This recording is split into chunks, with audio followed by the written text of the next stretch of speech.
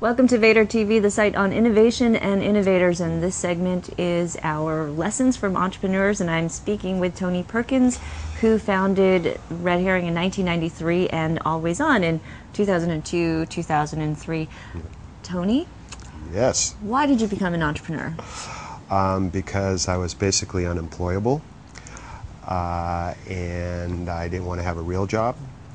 And no, seriously, I think entrepreneurs, good entrepreneurs, and I have the benefit of covering them and acting as one, want to make a difference and change things. And I think with Red Herring, there was no real magazine covering the growth industries, and so I wanted to make that happen. And I think with Always On, I got really excited about participatory media and blogging, and it was just fun to keep rocking on using these new web technologies.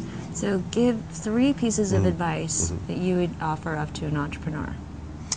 Well, before you pick your partner, realize that it's like getting married, and it's not always going to be easy, but you have to work hard at maintaining a good relationship with your founders. So I think that's really important, because a lot of the early startups blow up because the partners don't end up not liking each other. I think the second thing is that just remember that cash is king. So if you try to build a business model where you can see profitability somewhere in sight.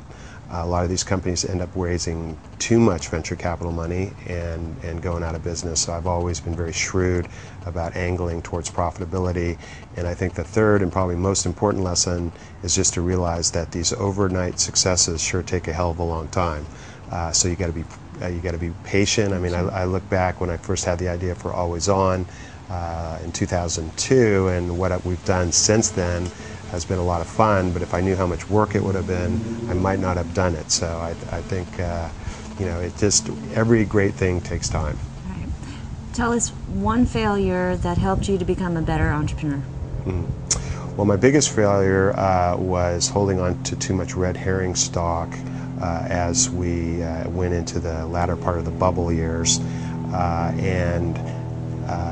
think, what you want to make sure is that if you see a recession potentially coming down the road, you want to make sure that you have a secure financial foundation. You want to, in the case of media companies, it's very often important to have a big media partner.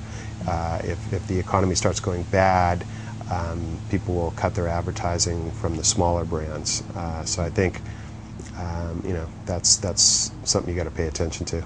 Now, who's inspired you as an entrepreneur? I really have 2 heroes. One of first of whom is Steve Jobs. Of course, I grew up here in Silicon Valley like he did, and so I'm always happy to see a local boy do good. But I think just his focus on producing really good products. I just got my new iPhone, so I'm very excited about that. I've never used Windows in my life, so I bleed the Apple colors. But I just think his perfectionist approach, his desire to do really quality products, and it's certainly spilled over into his activities at Pixar, which has produced some of the great animation films of all time. So he would be one of my great inspirers. The other, of course, out of the media business would be Rupert Murdoch.